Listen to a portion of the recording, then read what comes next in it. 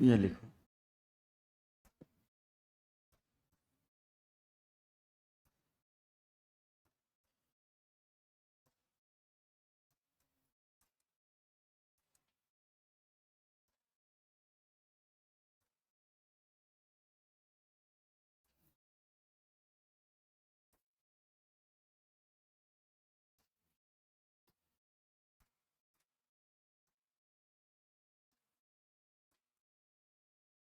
ऐसा ही लिखना।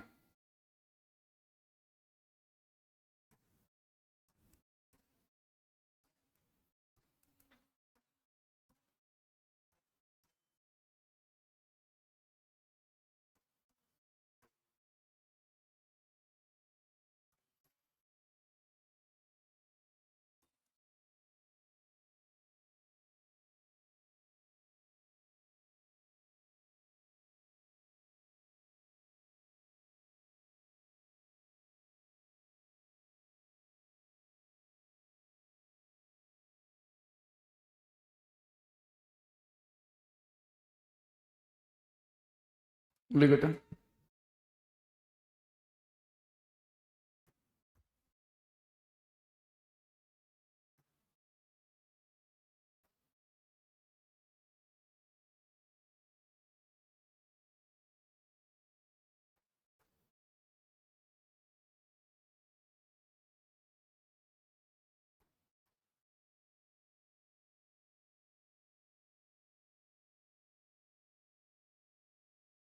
लिख बेटा।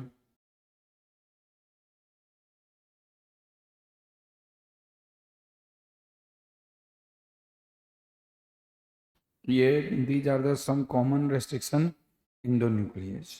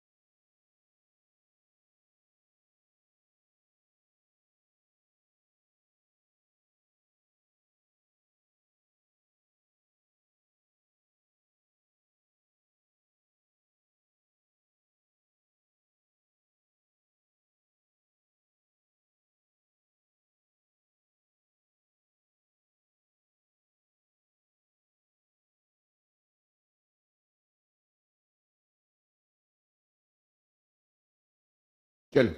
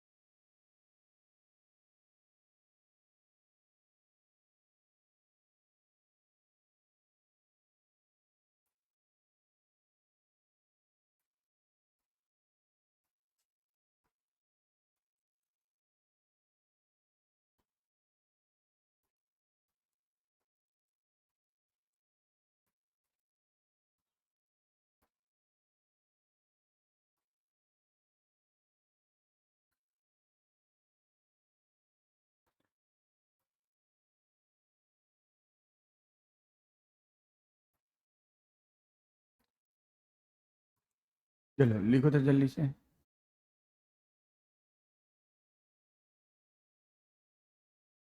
लिखो, पहले वो लिखना, इसके बाद ये लिखना। ठीक है? जल्दी कर दो।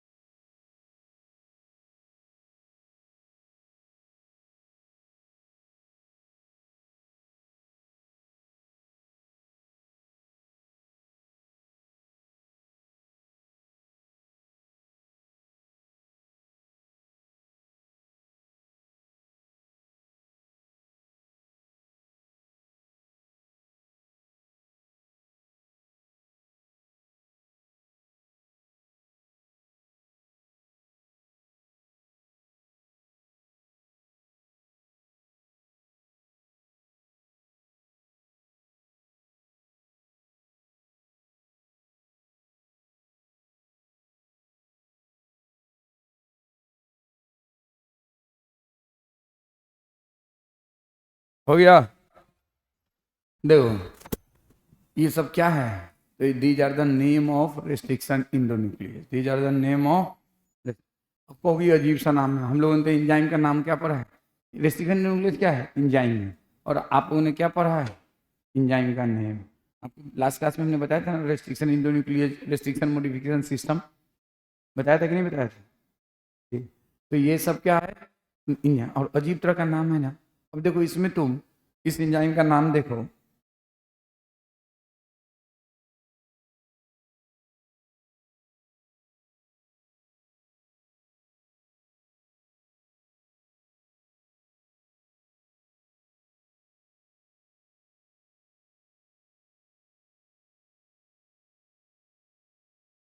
कुछ बात समझ में आ रही है।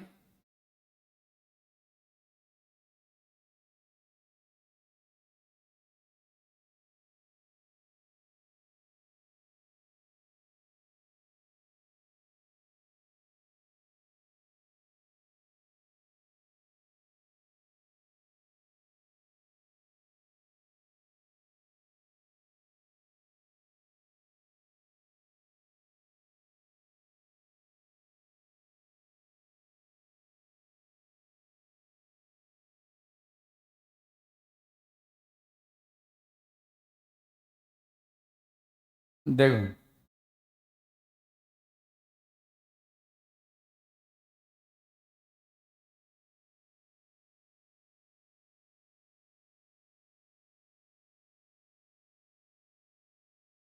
कुछ समझ में आया।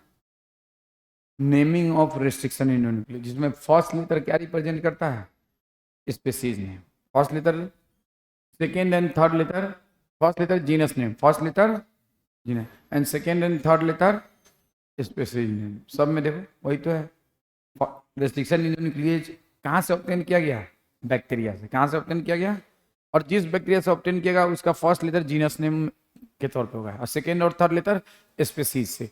अब फोर्थ लेटर देखो हमने क्या लिखा है, first letter in capital taken from first letter of genus, second and third letter in small taken from first two letter of species.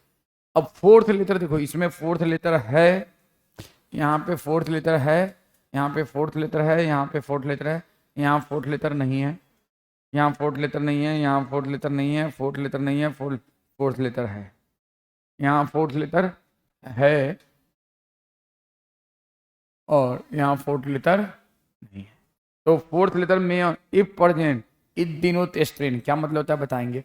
May be in capital और स्मॉल, देखो कैपिटल में कहाँ पे है, तो यहाँ पे कैपिटल में, यहाँ पे स्मॉल में। तो फोर्थ लेटर कैपिटल में भी हो सकता है। और अब क्या डिनोट करता है, स्ट्रेन। स्ट्रेन का क्या मतलब है अभी डिस्कस करेंगे, थोड़ा सा समझने वाला चीज है। और रोमन लेटर क्या रिप्रेजेंट करता है, तो ऑर्डर ऑफ आइसोलेशन, ये भी समझने वाला चीज है। ठीक है ना, समझ में। तो जल्दी से करिए, तो जल्दी से लिख लीजिए, लिख लिया सबने, लिख लिया, जल्दी कीजिए जल्दी कीजिए। जब भी तक देर से क्यों आ रहे हो, 3 बजे से क्लास है तो टाइम से आना चाहिए था, जल्दी कीजिए। मैसेज नहीं किया था।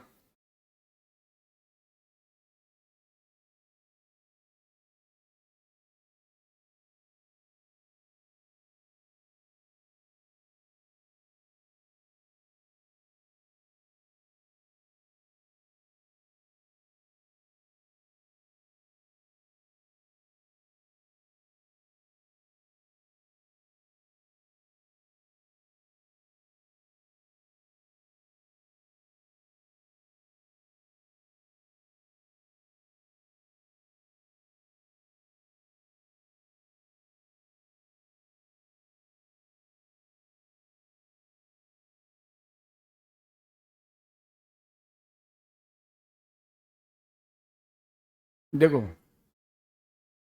आप लोगों को याद होगा हमने बताया था अभी तक कितने रेस्ट्रिक्शन न्यूक्लियस नोन है, मोर देन 9। और कौन से, टाइप 2।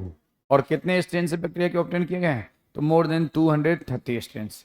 अब ये कुछ रेस्ट्रिक्शन न्यूक्लियस के नाम हैं, और वो किस स्ट्रेन से ऑब्टेन किए, ये कौन से स्पीसीज से, तो ये एसेरेसिया कोलाई से, ये कैरियोफेनल लेटम से, ये हीमोफाइलस इन्फ्लुएंजा से, ये बैसिलस एमाइलोलिक्विफेसियंस से, ये स्ट्रेप्टोमाइसिस एल्वस से, ये प्रोटियस वल्गारिस से, ये प्रोविडेंसिया एस्चुआटिस से, ये प्रोटियस। अब देखो ये भी प्रोटियस वल्गारिस से, ये भी प्रोटियस भाई, ये भी हीमोफाइलस इन्फ्लुएंजा से, ये भी हीमोफाइलस इन्फ्लुएंजा से, ये एसेरेसिया कोलाई से, ये भी एसेरेसिया कोलाई से, उधर भी एसेरेसिया कोलाई से, ये जेंथोमोनास होली की कोला से, ये कौन सा है, होली की कोला, ये सब बैक्टीरिया का नाम है। अब मैं ये दोनों नाम आपके एनसीईआरटी के बुक में नहीं है। Despite this I have given this, the reason is that it has been in PYQ, PYQ का क्वेश्चन है, ठीक है ना। अभी और तो ए और बी रूल तो समझ में आ गया ना, rule A and rule B में कोई दिक्कत, रूल ए और रूल बी में कोई दिक्कत, any problem in rule A and rule B, कोई दिक्कत, पढ़ो जल्दी से करो। अब मैं इसको आगे बढ़ा रहा हूँ, ठीक है ना। रूल ए और रूल बी में आपको कोई दिक्कत नहीं होना चाहिए, मुझे नहीं लगता कि कोई दिक्कत हो, ठीक है। अगर हम बात करें रूल सी की, तो देखो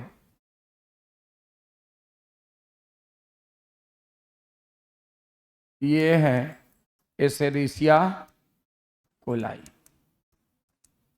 एक बैक्टीरिया जिसका एक स्ट्रेन है, स्ट्रेन समझते हो, देखो आप लोगों ने ये टर्म जरूर सुना है, सब स्पीसीज, वेराइटी, स्ट्रेन, और क्या, सब स्पीसीज, वेराइटी, स्ट्रेन, और क्या, रेस, ब्रीड, सुना है ना, सबने सुना होगा, पक्का सुना होगा। अब इनमें आपने सुना होगा डॉग का कौन सा ब्रीड है,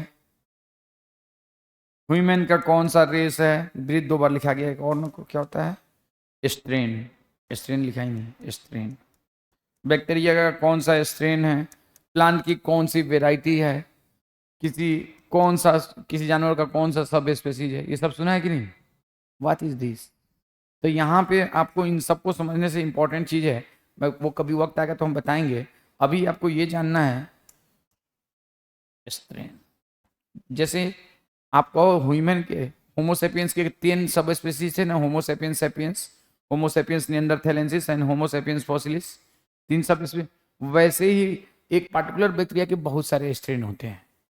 जैसे एसेरेसिया कोलाई है, इस एसेरेसिया कोलाई के कई सारे स्ट्रेन हैं, इसके एक स्ट्रेन का नाम है ई कोलाई RY45, RY45 इसकी, और ये इसमें इसका क्रोमोसोमल डीएनए है, कौन सा डीएनए, क्रोमोसोमल डीएनए, और ये इसमें प्लाज्मिड है, और इसके अंदर देखो बड़ा ध्यान से सुनना, ये इंजाइम्स हैं, ग्रुप ऑफ इंजाइम्स, क्या है, group of enzymes. In enzymes को हम क्या कहते हैं, रिस्ट्रिक्शन इंडोन्यूक्लियस।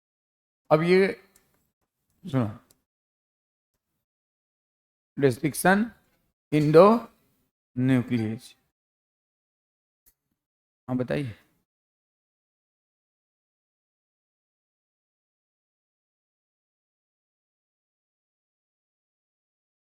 रेस्ट्रिक्शन इंडोन्यूक्लियस, क्या कहते हैं इसको, रेस्ट्रिक्शन इंडोन्यूक्लियस। अब सुनो, अभी एक और बैक्टीरिया है जिसका नाम है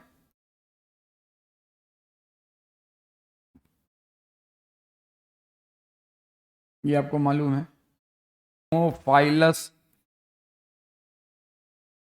इन्फ्लुएंजा,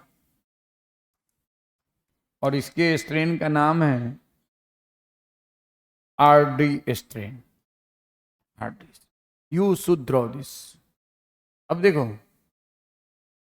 फर्स्ट डिस्कवर्ड रेस्ट्रिक्शन इन न्यूक्लियस कौन सा है, लिखवाया था इस क्लास में, नहीं लिखवाया था, अब लिखो सबसे, अब इसको आपने, प्लीज आप लोग देर से मत आया करो, जब क्लास को 3 बजे से बुलाया गया तो 3:15 तक आ जाया करो भाई। ये हमने पूरी लिस्ट बनवाई है, जिन लोगों ने नहीं बनाई है वो बाद में बना लेंगे। उसके बाद ये अभी जो देर से हैं वो लोग प्लीज ये जरूर लिखें, ये तीनों पॉइंट। उसके बाद आपको ये दोनों डायग्राम जरूर बनाना है, ये सब मत लिखिए। अभी आप ये समझ सकते हैं जैसे ह्यूमन का सब, वैसे ही बैक्टीरिया का स्ट्रेन, प्लांट का जैसे वैरायटी वैसे बैक्टीरिया का स्ट्रेन, जैसे डॉग का ब्रीड या किसी जानवर का ब्रीड वैसे बैक्टीरिया का स्ट्रेन। ठीक है, तो ये स्ट्रेन है। अब आपको यहाँ एक पॉइंट लिखना है इन दोनों को बनाने के बाद। First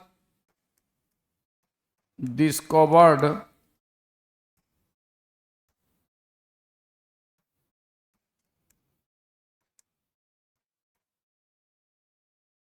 restriction endonuclease is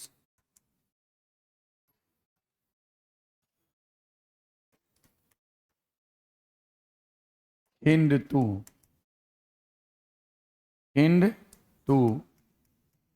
which was, अभी एक एक पॉइंट समझ में आ गया, लिखिए पहले। Isolated and characterise 5 year later. क्या मतलब है इसका बताऊंगा, पहले लिख लीजिए। नेक्स्ट,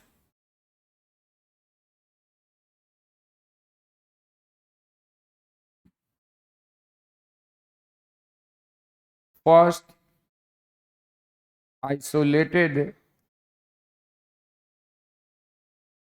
restriction endonuclease was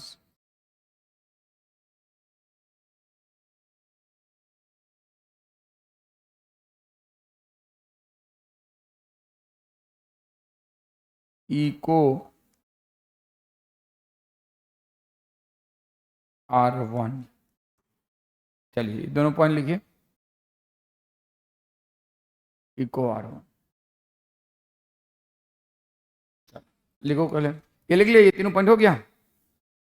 अब पॉइंट नंबर 4 लिख लो। रोमन लेटर क्या डिनोट करता है, तो it denote order of isolation from specific bacterial species और स्ट्रेन। लिखो था, चलिए जल्दी करो बेटा।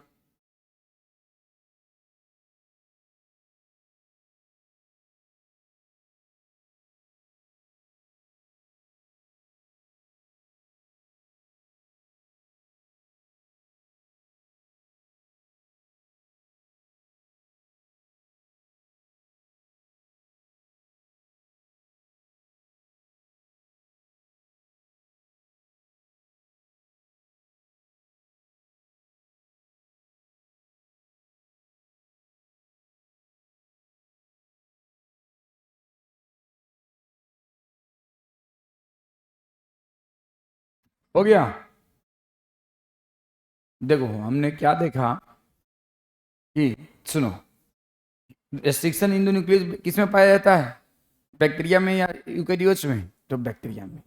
अब देखो 1963 में रेस्ट्रिक्शन मॉडिफिकेशन सिस्टम के बारे में पता चला। कब पता चला, याद है ना, लास्ट क्लास में बताया था कि नहीं, रेस्ट्रिक्शन मॉडिफिकेशन सिस्टम पिछले क्लास में, मिथाइलेज और रेस्ट्रिक्शन इंडोन्यूक्लियस के बारे में। अब जो पता चला तो उसमें जो उससे पहले 1963 से पहले ही रेस्ट्रिक्शन मॉडिफिकेशन सिस्टम किस बैक्टीरिया में पता चला, इस तरह से। उससे पहले ही एक एंजाइम, कौन सा, रेस्ट्रिक्शन इंडोन्यूक्लियस का पता चल चुका था, और लेकिन उसका फंक्शन नहीं पता चला था, उसका फंक्शन नहीं पता था। और उससे करीब करीब 1960 के आसपास में, एग्जैक्टली डेट नहीं आपके बुक में है, 1960 के आसपास में एक रेस्ट्रिक्शन इंडोन्यूक्लियस का पता चला था, और उसका नाम क्या था, हिंदू। क्या नाम था, तो फर्स्ट डिस्कवर्ड कौन सा हुआ, हिंदू। फर्स्ट डिस्कवर्ड कौन सा हुआ, हिंदू। और 1963 में क्या पता चला, इको R1। और पता चलते ही इसको उससे निकाल लिया गया। अब पता चला और उसको बैक्टीरिया से निकाल लिया गया। आइसोलेट कब किया गया, 1963 में। तो फर्स्ट आइसोलेटेड कौन सा हुआ, हिंदू या इको R1, हिंदू या Eco R1। Are you getting my point. First discovered कौन सा, रेस्ट्रिक्शन, और फर्स्ट आइसोलेटेड कौन सा, इको R1। अब देखो इसमें आपके बुक में ही लिखा हुआ है which was isolated and characterised 5 year later. तो 1960 में ये पता चला, तो 1965 में इसको क्या किया गया, आइसोलेट किया गया। और लेकिन 1963 में ये पता चला किसका, इको R, और उसी साल इसको निकाले गया। तो फर्स्ट आइसोलेटेड कौन सा हुआ, इको R1 या हिंदू, इको इको आर। अब देखो इस eco escherichia coli is a source of, बहुत ध्यान से सुनना, escherichia coli is a source of variety of restriction endonucleases, like escherichia coli is a source of variety of restriction endonucleases. हम यहां पे लिख रहे हैं इको R1, इको, आप लोग डायग्राम बना के ही लिखना तो ऐसे ही ध्यान रहेगा। R2 एक बार याद हो जाएगा तो फिर ये भूलने वाला चीज नहीं है। R3 Eco R4 Eco R5। R क्या डिनोट कर रहा है, कौन से स्ट्रेन से, RY45, कौन से स्ट्रेन से, RY, तो R ये डिनोट कर रहा है। अब देखो 1 2 3 4 5 क्या डिनोट कर रहा है, फर्स्ट पहली बार जो इससे आइसोलेट हुआ वो कौन सा था, इको R, दूसरी बार जो आइसोलेट हुआ वो कौन सा था, तीसरी बार कौन सा हुआ, तो R1 2 3 क्या डिनोट कर रहा है, order of isolation from specific strain और स्पेसिफिक स्पेसीज, यही लिखा हुआ है। Roman letter denote order of isolation from specific bacterial species और स्ट्रेन। तो इससे हमने 5 तरह के रेस्ट्रिक्शन इंडोन्यूक्लियस निकाले हैं, और उन पांचों में जो सबसे पहले आइसोलेट हुआ वो कौन सा था, इको R, और वो 1963 में होगी। उसी तरह से haemophilus influenzae is a source of hind 1, hind 2, hind 3। अब देखो इनमें से सबसे पहले किसके बारे में पता चला, दिस फर्स्ट डिस्कवर्ड हिंड 1963 में ही पता चल गया। 1964 में पता चला किसके बारे में, हिंद 1, और 1964 में उसको निकाल दिया गया। तो हिंद 2 के बारे में कब पता चला, 1960, और हिंद 2 के बारे हिंद 2 के बारे में कब पता चला, 1960, 1960 में। हिंद 1 के बारे में कब पता चला, 1964। हिंद 2 कब आइसोलेट हुआ, 1964 में। हिंद 1 कब आइसोलेट हुआ, 1964 में, और हिंद 2 कब आइसोलेट हुआ, 1965 में। तो पहले कौन आइसोलेट हुआ, 1 या 2, अभी पता चला, अभी आइसोलेट हो गया। तो पहले जो आइसोलेट होगा उसका नंबर पहले देंगे या बाद में देंगे, ऑर्डर ऑफ है। तो Hind 1 discovered later but isolated earlier, and Hind 2 discovered earliest but isolated later. Got the point. तो समझ में आया, तो आपको बात समझ में आया, तो रोमन लेटर का कहानी समझ में आया। अब दुनिया में जितना रेस्ट्रिक्शन इंडोन्यूक्लियस, उसमें पहला डिस्कवर्ड कौन सा था, हिंद 2, लेकिन दुनिया में जितना रेस्ट्रिक्शन इंडोन्यूक्लियस उसमें फर्स्ट आइसोलेटेड कौन सा है, इको R। अब बताओ, अब इसमें इको R1 में RY45 स्ट्रेन है, कौन सा। अब इस स्ट्रेन को डिनोट करने के लिए वर्ड R हमने यहाँ इस्तेमाल कर लिया है, तो यहाँ पे भी तो RD स्ट्रेन है, तो यहाँ पे अगर R हम लिखेंगे तो मामला गड़बड़ा नहीं जाएगा, दोनों में RR, दोनों में RR, मामला नहीं गड़बड़ा जाएगा। तो हम लोगों ने क्या किया, इसमें का सेकेंड लेटर जो कि स्मॉल में था वही यहाँ पे इस्तेमाल कर लिया। Got the point. अरे समझ में आ रहा कुछ। देखो जब हमने ऑलरेडी किसी स्ट्रेन के लिए कोई लेटर इस्तेमाल कर लिया तो दोबारा उसी लेटर को इस्तेमाल नहीं करेंगे। अब देखो इसमें भी इको, इसमें कौन सा स्ट्रेन है, RY45, इसमें कौन सा स्ट्रेन है, RD। अब बताओ RD में भी पहला लेटर R है, इको R45 में भी पहला लेटर, RY45 में भी पहला लेटर R है। तो चूंकि ये पहले ही हमने Eco R1 is the first isolated, तो उसी में हमने R का इस्तेमाल कर लिया, तो अब R का दोबारा इस्तेमाल नहीं करेंगे। तो R के अगला जो लेटर है जो कि स्मॉल में, तो हम उसी लिए इसमें D का इस्तेमाल किए। समझ में आ गया बात ना। तो ये जो थर्ड पॉइंट है ना, मे और if present it denote strain may be in capital और। अब देख प्लीज लिसन, अब इसमें इनमें इसका कोई स्ट्रेन नहीं है, ये एक ही स्पीसीज है, इसका कोई फर्दर स्ट्रेन नहीं है, और इससे जो ऑब्टेन हुआ किस बैक्टीरिया से हुआ, कैरियोफेनेलेटम से। इसका कोई स्ट्रेन नहीं है, एक ही बैक्टीरिया है स्ट्रेप्टोमाइसिस अल्बस से, इसका कोई स्ट्रेन नहीं है, इसका कोई स्ट्रेन नहीं है। तो इनमें फोर्थ लेटर होगा जिनका कोई स्ट्रेन ही नहीं हुआ, सिर्फ एक स्पीसीज है, उनमें कोई फर्दर स्ट्रेन नहीं है, तो एक ही तरह नाम होगा ना, कोई दिक्कत। तो अब देखो जैसे कि यहाँ पे PBU1 और PBU2, तो इन दोनों में पहले कौन आइसोलेट हुआ होगा, 1 या 2, और फिर कौन आइसोलेट हुआ होगा, कोई दिक्कत। समझ में आया रूल। तो अगर मैं यहाँ पे, चलो लिखो पहले लिख लो, जो ये बना के लिख लेना इसे। और तो आपसे मैं पूछूं कि first discovered restriction endonuclease and first isolated restriction endonuclease, Hindu isolated and characterized how many year after its discovery? 5 year. ये बात आपको 5 year. उसके अलावा अब आपको मालूम है ना, रेस्ट्रिक्शन न्यूक्लियस जब किसी हम डीएनए में डालते हैं तो वो पूरे इंटायर लेंथ को इंस्पेक्ट करता है और किस पे वर्क करता है? पॉलिनोमियल से। लास्ट क्लास में बताया था ना, लास्ट क्लास में बताया था ना। अब बैक्टीरिया में, बैक्टीरियल डीएनए में या वायरल डीएनए में पॉलिनोमिक सीक्वेंसेस होते हैं, पॉलिनोमिक सीक्वेंसेस होते हैं, ये भी बताया था। अब हम लोगों को दो पॉलिनोमिक सीक्वेंस तो एकदम याद रखना है। कौन से दो? तो देखो, एक तो G A T T C, G A T T C.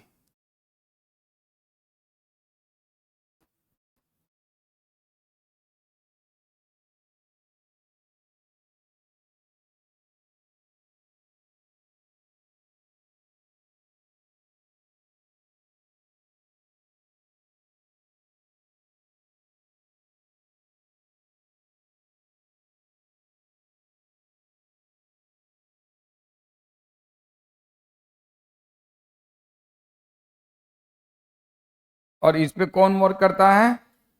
Eco R1, eco.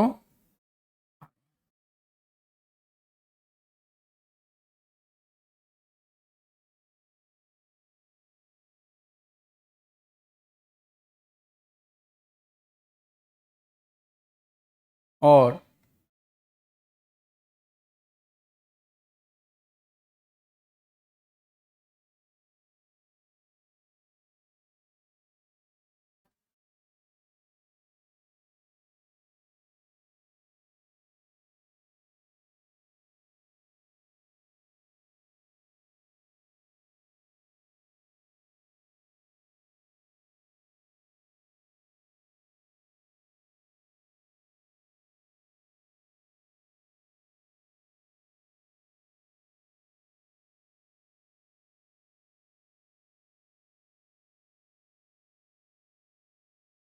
ठीक है, ये कौन सा इंड है?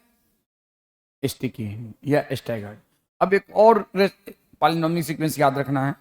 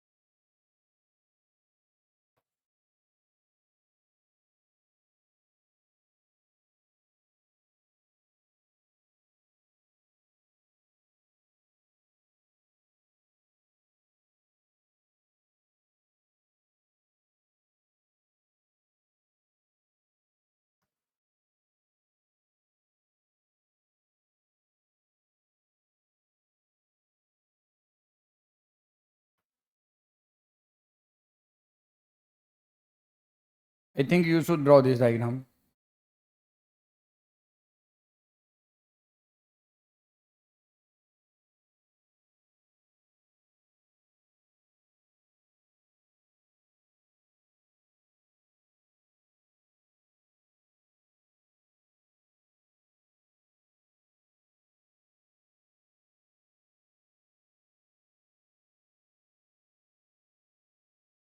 चलो, ये ये स्टिकी इंड कहलाएगा। ये कहलाता है स्टैग ब्लंट इंड। कौन सा इंड? तो ये भी रेस्ट्रिक्शन न्यूक्लियस है, वो भी restriction. And hind to make blunt end, nick the, nick और cut the recognition sequence, recognition oblique palindromic sequence in such a manner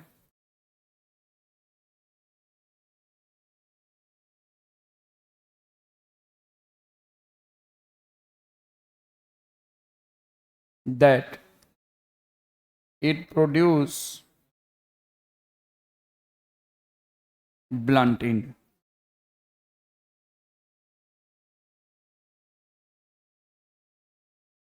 eco R1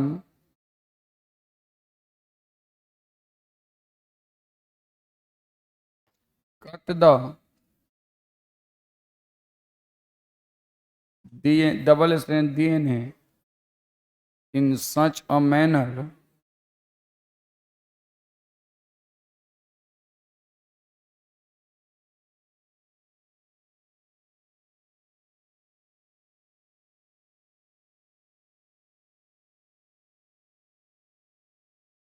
बेटा हंगामा नहीं करो, काम करो।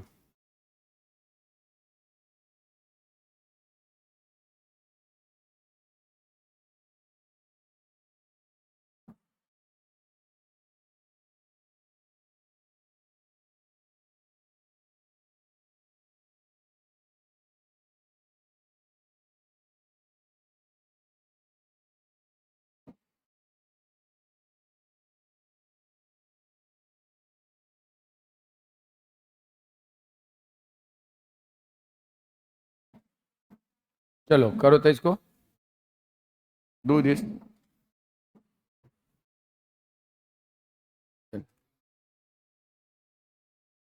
अब ये बताओ चिपकना किसको आसान है, ब्लंट इंड को या स्टिकी इंड को?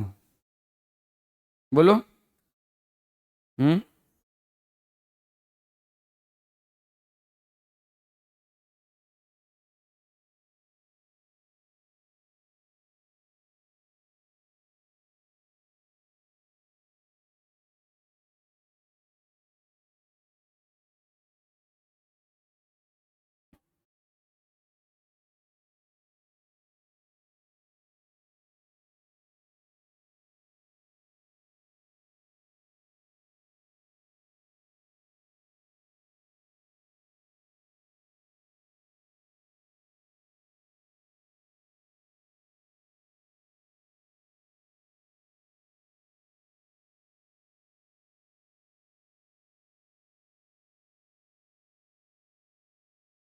हो गया है, बात मत करो, हो गया सबका, हो गया। चलो अब आपके बुक में सुनो, आपके बुक में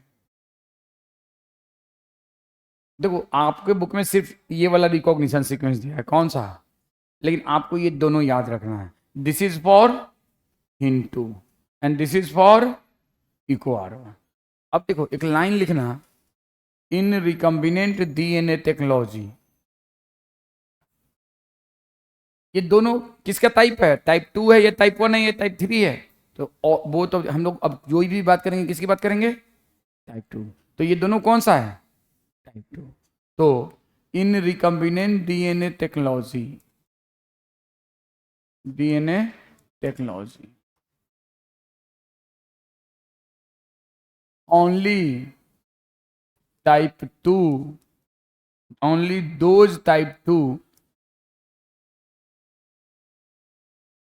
restriction endonuclease used which produces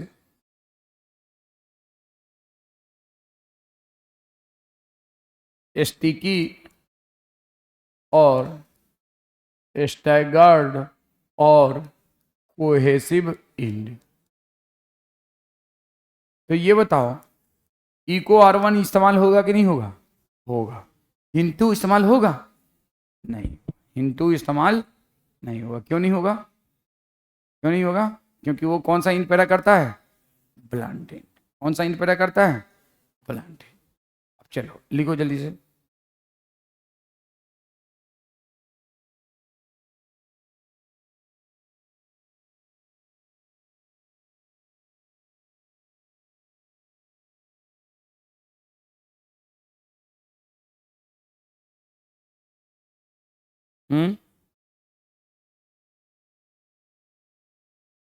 इससे पिछले वाला जल्दी करो।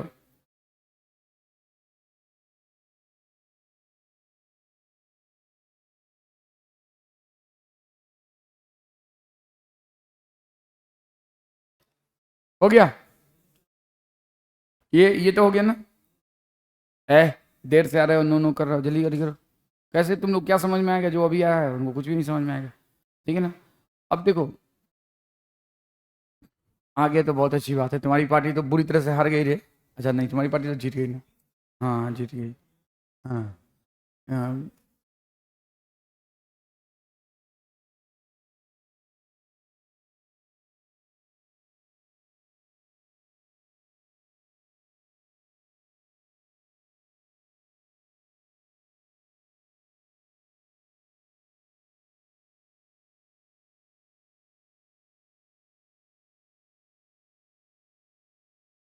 सेल वन क्या है? सेल वन क्या है? अभी हमने नाम लिखवाया था, एक रेस्ट्रिक्शन इंडोन्यूक्लियस। अब देखो, एक ही रिकॉग्निशन सीक्वेंस पे सेम रेस्ट्रिक्शन रिकॉग्निशन सीक्वेंस है कि नहीं? Same palindromic sequence, palindromic sequence का दूसरा नाम क्या होता है? Recognition. Other name of palindromic sequence is, other name of palindromic sequence is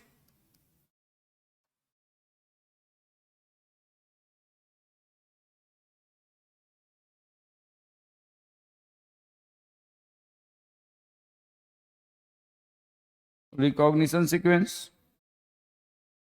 तो आप मुझे बताइए, सेम रेस्ट्रिक्शन इंडोन्यूक्लियस पे एक से ज्यादा है, एक से ज्यादा सेम पॉलिनोमिक सीक्वेंस पे एक से ज्यादा रेस्ट्रिक्शन इंडोन्यूक्लियस वर्क कर रहा है कि नहीं? लेकिन सेम साइट पे कर रहा है या डिफरेंट साइट पे? डिफरेंट साइट पे। जैसे एक आपका सबसेट है पायरुविक एसिड।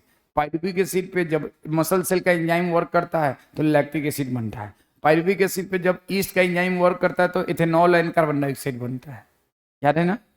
वैसे ही सेम रिकॉग्निशन सीक्वेंस पे दो अलग अलग एंजाइम वर्क करता है तो दो अलग अलग जगह कट बन लगता है और दो तरह का इंड पैदा होता है, एक ब्लंट इंड, दूसरा स्टिकी। कोई दिक्कत? तो आप एक लाइन नोट करके जरूर लिखेंगे, if on same palindromic sequence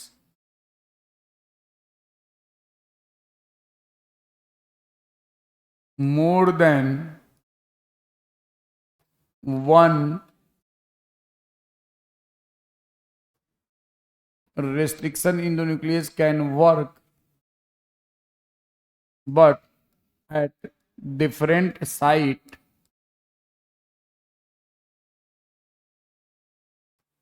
and may produce either sticky or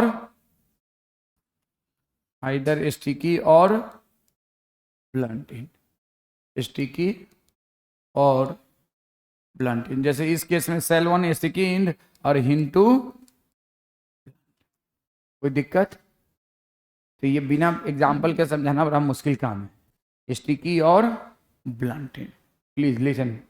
sticky और ब्लंट एंड, तो इस बात को ध्यान से रखिएगा, स्टिकी और ब्लंट एंड। याद रहेगा ना ये आपके बुक में ये बात नहीं लिखा है, लेकिन इसमें क्वेश्चन आता है और इसमें कोई बड़ा बात नहीं है कि हाँ इसको याद करना थोड़ा मुश्किल काम है। अगर आपने इसको ध्यान में रखा है, इस डायग्राम को, तो आपको अपने आप ये बात याद रहेगी।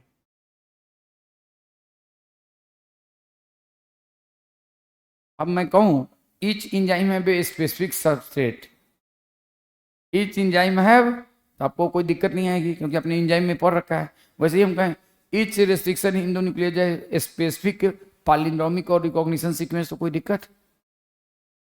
कोई दिक्कत? अगर हम कहें each enzyme have a specific substrate तो आपको कोई दिक्कत नहीं है। जैसे pyruvic acid is substrate for muscle cell enzyme and yeast cell enzyme, वैसे ही GTC and GAC substrate for hind two plus and also for, लेकिन इसके ये इसका सबस्ट्रेट है लेकिन प्रोडक्ट अलग होगा, इसका भी सबस्ट्रेट है लेकिन प्रोडक्ट अलग होगा। तो हम कहेंगे each restriction endonuclease have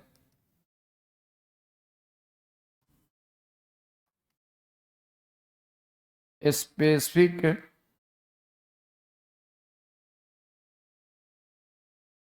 recognition oblique palindromic sequence, palindromic sequence। चलो जल्दी जल्दी खटाखट खटाखट करो तो, हो गया? अब करो जल्दी से।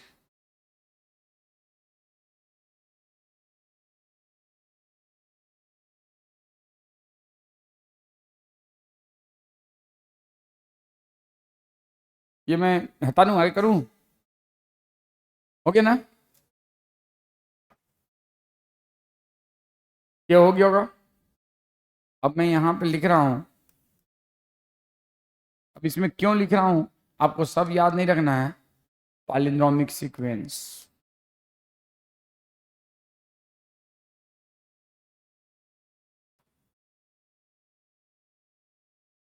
Type of cut. अब इसमें क्या याद रखना है, पूरी बात इसमें याद नहीं रखनी है, लेकिन कुछ बात तो इसमें याद रखनी है। इसमें लिख, क्योंकि याद तो हमें भी पूरा नहीं है, न याद करने की जरूरत है पूरा, लेकिन इसमें कुछ बात उससे आसानी होता है याद करने में, इसलिए मैं बता रहा हूँ। जैसे कि आप सबको मालूम है BAM-H1, ये एक रेस्ट्रिक्शन इंडोन्यूक्लियेज है, इसका पॉलिनोमिक सीक्वेंस है GGA-TTC, GGA-TT,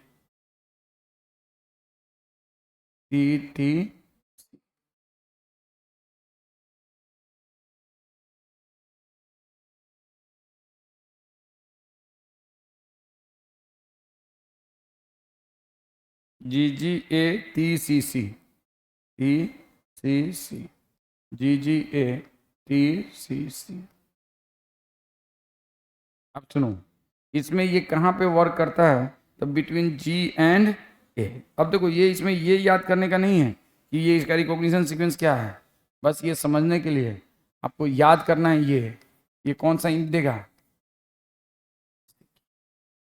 आपको याद ये करना है।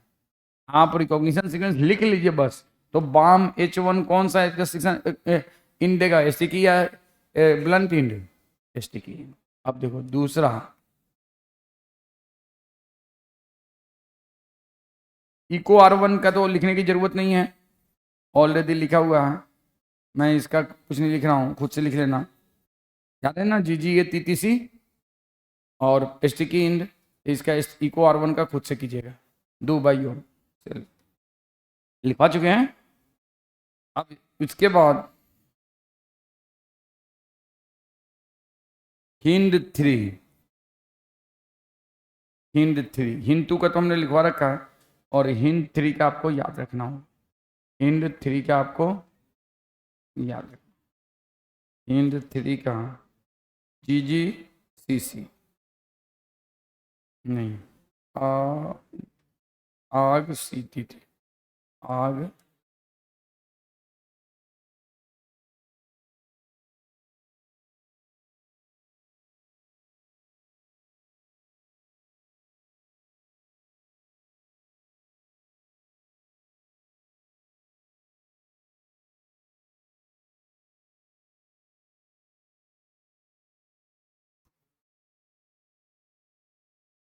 कौन सा इंड बोलो? Sticky,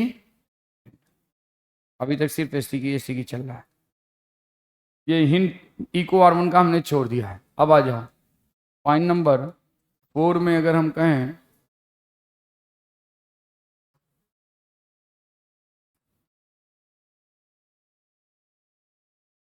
hind 2 do by your self, hind 2 do by your, कर लोगे ना?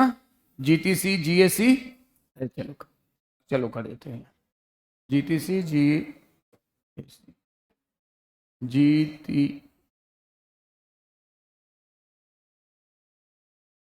देखो 5' GTC GAC है, क्या हंगामा क्यों भाई? GTC GAC 3', और इसमें यहाँ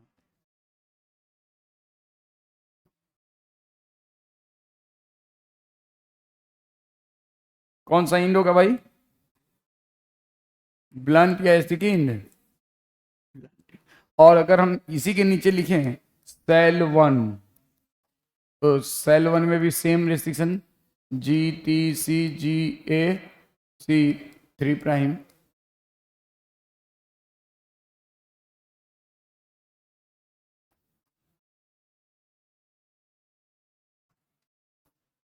और इसमें कहाँ पे, इसके बीच में तो G और तो कौन सा इंड?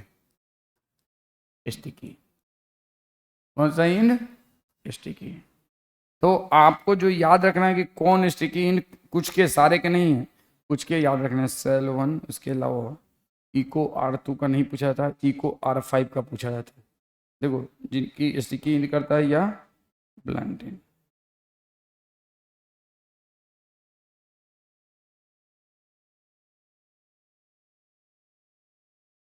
एक दिन बैठूंगा इसलिए। इको R, ये नीट का क्वेश्चन है, हालांकि एनसीईआरटी में नहीं, दूर दूर तक ये नाम। GA5', GATATC,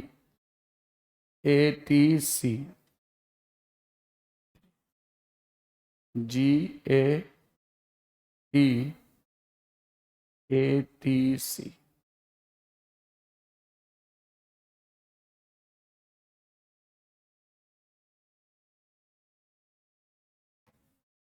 कौन सा इंड बोलो? ब्लंट। कौन सा इंड? ब्लंट। और उसी तरह से XHO1 का भी पूछा जाता है।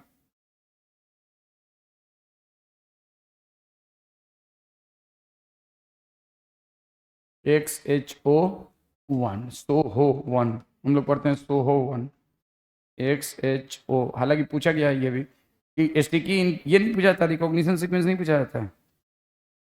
CTC, GAG, CTC, GAG, CTC, GAG। देखो ये कहाँ पे वर्क करता है? तो ये वर्क करता है C और T के बीच में। तो ये कौन सा है? स्टिकी। देखो आपको ये याद रखना है, प्लीज लिसन। रिकॉग्निशन सीक्वेंस सिर्फ किसका याद रखना है? हिन2 और इको R1 का, हिन2 और इको R1 का। लेकिन कौन स्टिकी करता है, कौन ब्लंट करता है, इन सब के याद रखने हैं। तो आपको BAM-H1 sticky, eco R1 sticky, hind three sticky, hind two blunt, sal one sticky, eco R5 blunt, SO1 क्या स्टिकी। अभी 2-3 और है, एक तो है PBU1, PBU2, PST1, इन तीनों पे भी आता है। क्ले1, इन सब का भी की स्टिकी इन करता है कि ब्लंट इन करता है। हिंड3 तो हमने कर लिया, और सेल1 किया, हाँ सेल1, ECH। क्ले1 बाकी रह गया, क्ले1 बाकी रह गया। उसके अलावा PST1, PBU1, PBU2, ये 3 बाकी रह गया है। जल्दी से, जो कुछ लिमिटेड है उसी में से आते हैं।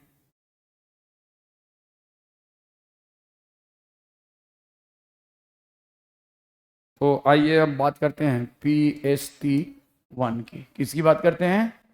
PST1 की। देखो रिकॉग्निशन सीक्वेंस नहीं याद रखना है। PST1 कौन सा? अगर आता तो हमको भी याद रहता, हमको भी इसलिए याद नहीं है क्योंकि आता नहीं है रिकॉग्निशन सीक्वेंस। ये सिर्फ समझाने की खातिर, ताकि बच्चे के दिमाग में याद रहे। PST, P को कैपिटल में लिखना होगा कि स्मॉल में? कैपिटल में। PST1,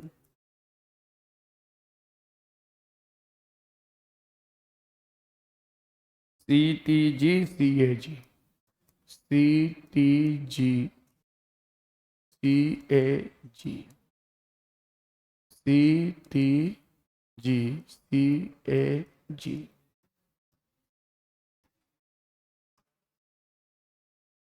कौन सा इंड होगा बोलो? ब्लंट। PST1 का भी याद है, ब्लंट इंड। अब इसके बाद PBU1 एंड PBU2। तो PBU1 एंड PBU1 का रेस्ट्रिक्शन साइट होता है, PBU2 का है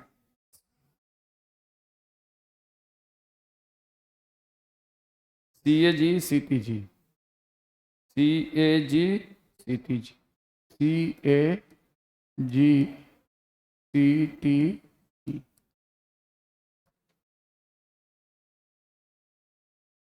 CAG, और कहाँ पे वो कट मारता है ये, तो यहाँ, तो कौन सा इंड, ब्लंट। अब लास्ट है PBU1, इसका भी देख लेते हैं क्या होता है, रेस्ट्रिक्शन इन साइट्स। क्लेव 1 बच जाएगा। PB1 का है CGA TCG, CGA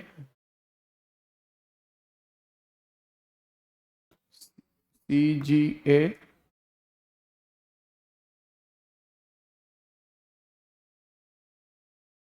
TCG, CGA TCG 5 prime, और इसमें कट मारता है यहाँ पे, तो ये कौन सा इंड होगा, स्टिकी, स्टिकी। अब देखो सुनो, लिसन, लास्ट एक और है ना, क्लेवन, कौन सा, क्लेवन, कैरियोपेनन लैटम। अब इसका क्या होता है रिकॉग्निशन सीक्वेंस देख लेते हैं।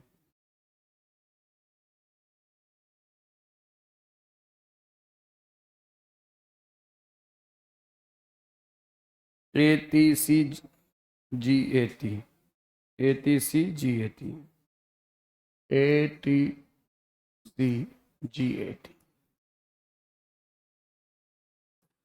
ATCGAT,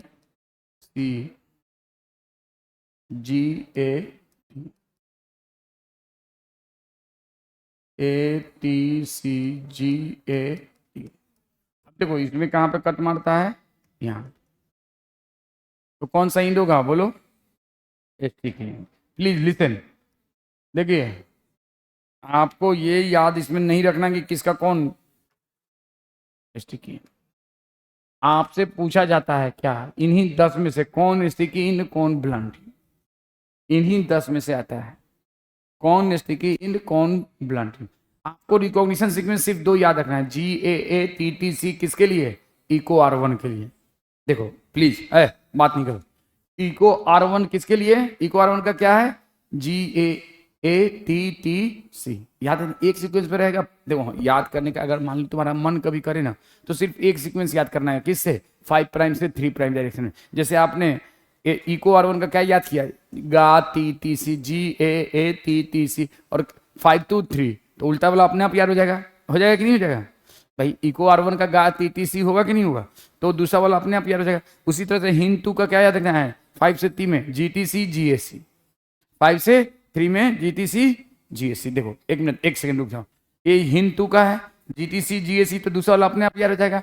ये है आपका इको R1 का गा TTC, तो दूसरा वाला, तो आपको सिर्फ ये याद रखना है, लेकिन आपको बाकी क्या याद रखना है, इन 10 में कौन स्टिकी कौन। जैसे कि एक बार क्वेश्चन आया था, अब देखो ये एनसीईआरटी में दूर दूर तक है, बाकी सारे नाम एनसीईआरटी में, 10 में से 2 नाम एनसीईआरटी में नहीं है, बाकी के 8 नाम एनसीईआरटी में हैं। कौन से 2 नाम नहीं है, तो SO1 एंड इको R5, इसको SO1 पढ़ते हैं, XHO1 नहीं पढ़ते हैं, SO1 पढ़ते हैं, और इसको इको R5 पढ़ते हैं। इको R5 के बारे में पूछा था कि कौन सा इंड पैदा करता है, और SO1 के बारे में ये नीट का क्वेश्चन है, कौन सा इंड पैदा है, तो इसलिए इन दोनों को लिखवाया। बाकी 8 नाम एनसीईआरटी में, तो इन पे पूछे जा सकते हैं। तो आपको देखो, आप प्लीज लिसन, देखो बाम, इको, हिंद 3, ये तीनों क्या है, स्टिकी, ये क्या है, स्टिकी। हिंद 2 कौन सा, ब्लंट। सेल 1 कौन सा है, स्टिकी। इको R5 कौन सा है, ब्लंट। SO1 कौन सा है, स्टिकी। उसके बाद PBU2 कौन सा, ब्लंट। PBU1 कौन सा है, स्टिकी। PST1 कौन सा, ब्लंट। क्लेव 1 कौन सा है, स्टिकी। और अभी मैं तरीका बता दूंगा याद करने का, रुक जाओ, अभी घबराओ मत, आप लिख लो, फिर मैं तरीका बता दूंगा याद करें। आपको ये मैंने सिर्फ इसलिए बताया ना कि रिकॉग्निशन सीक्वेंस देखो मोस्टली 6, ज्यादातर में 6 इन्वॉल्वमेंट है कि नहीं, 6 recognition sequence mostly made by 6 nucleotides. कितने न्यूक्लियोटाइड्स से है, 6 pair of nucleotides, 6 pair on complementary DNA, on complete. तो ये हालांकि ये 4 भी हो सकता है, ये 8 भी हो सकता है, लेकिन ज्यादातर केसेस में recognition sequence mostly of 6 letter. तो ये बात आपको, ये हो गया, इधर का हो गया, तो कहीं पे यहीं मैं लिख देता हूं, recognition sequence mostly recognition sequence mostly made by 6 pair of nucleotides. 6 pair of, लेकिन इसमें भी एज लो एज 4 लेटर, इसमें भी 4 न्यूक्लियोटाइड 4 पेयर और में भी 8 पेयर, लेकिन ज्यादातर 6 pair. Recognition sequence mostly made by 6 pair. इनमें जितना भी ये सब में 6 पेयर है कि नहीं, सब में 6 ही पेयर है कि नहीं. तो ये लाइन कभी कभी आपका स्टेटमेंट डायरेक्टली आ जाता है कि रिकॉग्निशन सीक्वेंस ज्यादातर कितना न्यूक्लियोटाइड का बनाता है, 6 पेयर. दोनों स्टैंड पे, दोनों एक स्टैंड पे 6, दूसरे स्टैंड पे 6. कोई दिक्कत बोलो, अरे कोई दिक्कत. 6 पेयर ऑफ न्यूक्लियोटाइड. हाँ, आपको ये जरूर याद रखना होगा कौन स्टिकी कौन ब्लंट. तो देखो ये दोनों तो एनसीईआरटी में नहीं है, ये पीवाईक्यू का क्वेश्चन है, तो इसलिए आपको याद रखना है कि इको R5 क्या करता है, ब्लंट, और SO1 क्या करता है, स्टिकी. ये पीवाईक्यू है, ठीक है. और हमको ईयर वेयर याद नहीं रहता. बाकी सब नाम एनसीईआरटी में है, बाकी सब नाम एनसीईआरटी में है, और आपको याद रखना है कौन कौन स्टिकी. तो देखो मैं अभी तरीका बता दूंगा, आपको बहुत आसानी से याद होगा.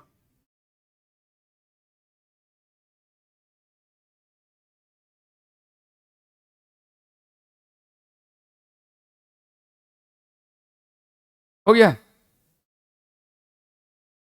नहीं हुआ, चलो जल्दी करो. आप लोगों ने एक प्लाज्मिड का नाम लास्ट क्लास में बताया था, PBr322. PBr, उस प्लाज्मिड के अंदर मालूम है कौन कौन से रिसेक्शन न्यूक्लियस के लिए रिकॉग्निशन सीक्वेंस होता है, इन दोनों को छोड़ के इन सब के लिए. हिंद टू को भी छोड़ दो, 3 को छोड़ के, कौन सा, 5 नंबर 6 नंबर और 4 नंबर को छोड़ के बाकी सब के लिए. बाकी यार 10 होगा या 11 होगा, वही मैं सोच रहा हूँ, कुछ तो गड़बड़ हुआ है. कहाँ गड़बड़ी हुआ है नंबरिंग. अच्छा, वही मैं सोच रहा हूँ, कुछ तो वही मैं सोच रहा हूँ कि 8 है तो उसमें देखो क्रॉस चेक से बहुत फायदा होता है. 7 8, मैं सोच रहा हूँ कि 8 नाम है एनसीईआरटी में और 7 क्यों हो रहा है. 8 हो गया तो फिर अब ये हो जाएगा 9 और ये हो जाएगा 10 और ये हो जाएगा 1 और ये हो जाएगा. सुनो लिसन, अब आपको ये ध्यान रखना है एनसीईआरटी में 3 को छोड़ दो. कौन तीनों, ये वाला, ये. उसके अलावा सॉरी एनसीईआरटी में सब है, इन 2 को छोड़ के बाकी सब है. इन 2 को छोड़ के बाकी 9 है, बाकी 9 नाम है. और उसका आपको सबका रिकॉग्निशन सीक्वेंस नहीं याद रखना है. रिकॉग्निशन सीक्वेंस आपको किसका किसका याद रखना है, तो you have to memorise only Hind II and Eco R1. Eco R1 का गा TTC मैंने कई बार लिख दिया, इसलिए लिखा नहीं है, बड़ा सा डायग्राम बना दिया था. तो 2 का, बस 2 का रिकॉग्निशन सीक्वेंस याद रखना. बाकी कौन स्टिकी कौन ब्लंट, तो मैं अभी एक टेक्निक बताऊंगा, उससे आपको आसानी हो जाएगी याद रखने में. और वो टेक्निक के लिए आपको पहले PBr322 का स्ट्रक्चर समझना होगा, लेकिन उसको समझाने से पहले हमें कुछ और समझना होगा. चलो हो गया रे, कोई भी हो गया, उस बोर्ड का या इस बोर्ड का, कोई सा भी हो गया ना, वेरी गुड. चलो देखो आप जो है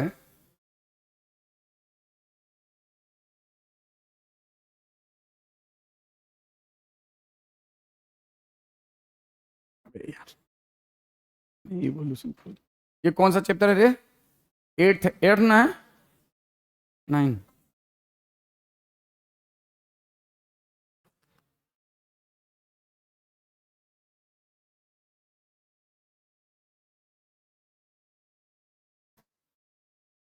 देखो ये एक प्लाज्मिड है, इसके बारे में हम लोग फर्दर, तो प्लाज्मिड के अंदर क्या होगा, न्यूक्लियोटाइड होंगे. इसमें कौन कौन से रेस्ट्रिक्शन इंडोन्यूक्लियेज के लिए साइट है, कौन कौन से के लिए साइट है, तो देखो इसमें साइट है eco R1, CLE1, HIND3, BAM-H1, SEL1, PBU2, PST1, PBU1. What the point.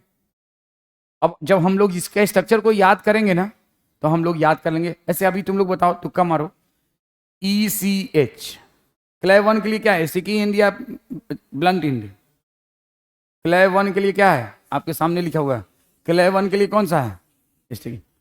हिन 3 के लिए कौन सा है, स्टिकी। बाम H1 के लिए कौन सा है, सेल 1 के लिए कौन सा है, PbU2 के लिए कौन सा है, ब्लंट। और PHC1 के लिए देखो वहां पे लिखा हुआ है, PHC1 के लिए क्या है, ब्लंट। सिर्फ इन दोनों में ये दोनों क्या है, ब्लंट, बाकी सारे क्या हैं। तो जब इसका स्ट्रक्चर याद करेंगे ना, हमें अपने आप याद हो जाएगा, हमें अपने आप याद हो जाएगा। तो अभी आपको रटने की जरूरत नहीं है, ये सिर्फ लिखना है, रटने की जरूरत नहीं है। दिमाग में हमारे पास ओरिएंटेशन होगा ना, अपने आप याद हो जाएगा इन दोनों के लिए। अब ये कैसे याद करना है, दिस इज माई ड्यूटी कि आपको कैसे याद करना है। आप डायग्राम बनाएंगे, मैक्सिमम चीजें याद हो जाएंगी। अभी नहीं, अभी नहीं। अब इसका नेक्स्ट जो टॉपिक है वो है construction of first recombinant DNA. Construction of first recombinant DNA. The next topic is construction of first recombinant DNA. हो गया, इधर वाला हो गया रे सब, कहाँ डन। तो आया कंस्ट्रक्शन ऑफ, लिखो हेडिंग दो,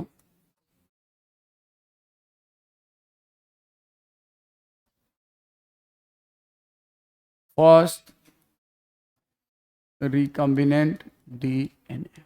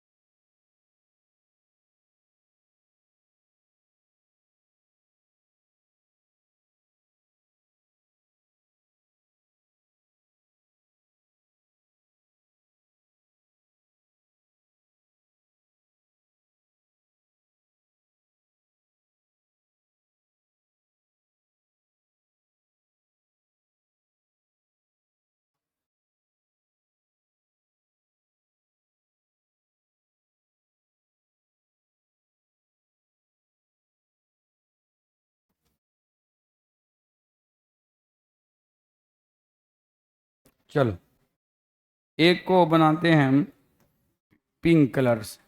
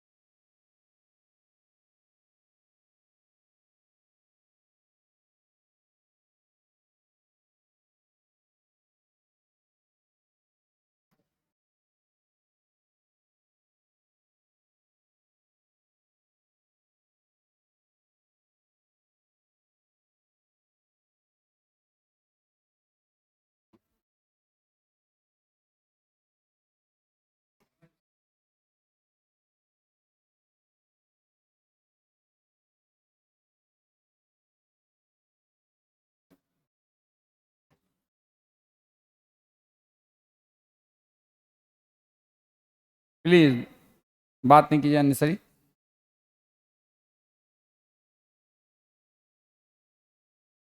ये दो प्लाज्मिड है, this is a plasmid of, this is a plasmid of E coli.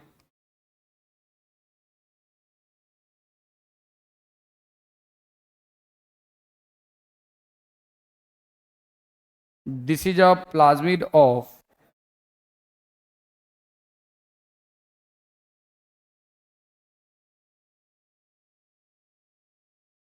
Salmonella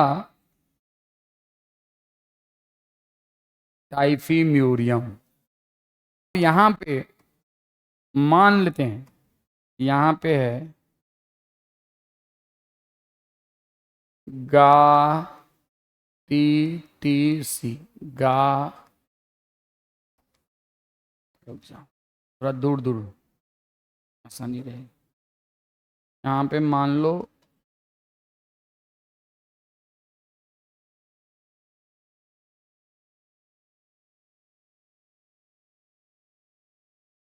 गा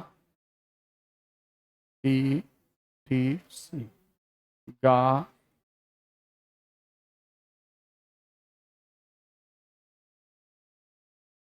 TTC। कोई दिक्कत? ये क्या है? इनमें कौन सा बॉन्ड? Hydrogen bond. कोई दिक्कत? अब सेम यहां पे भी है।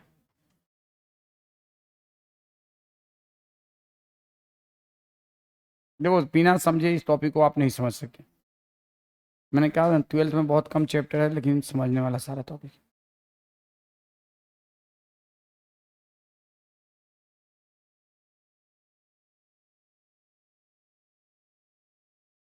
गा TTC, गा TT, गा भे गा TTC। अब बताओ ये किसका प्लाज्मिड है? उसमें भी वही रिकॉग्निशन सीक्वेंस है, इसमें भी। अब इसमें क्या है ना, सुनो प्लीज लिसन। इसमें ये वाला सीक्वेंस जो है। अब इस सीक्वेंस तुमको मैं एक साथ और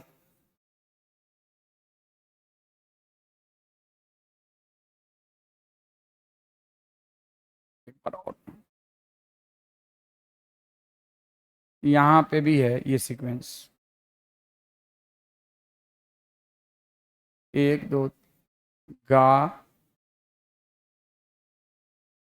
TTC, तो यहाँ पे हो जाएगा गा TTC। कोई दिक्कत? यहाँ पे 2 है। और प्लीज लिसन केयरफुली, यहां पे ये जीन है। ये क्या है? जीन है। And this is a gene for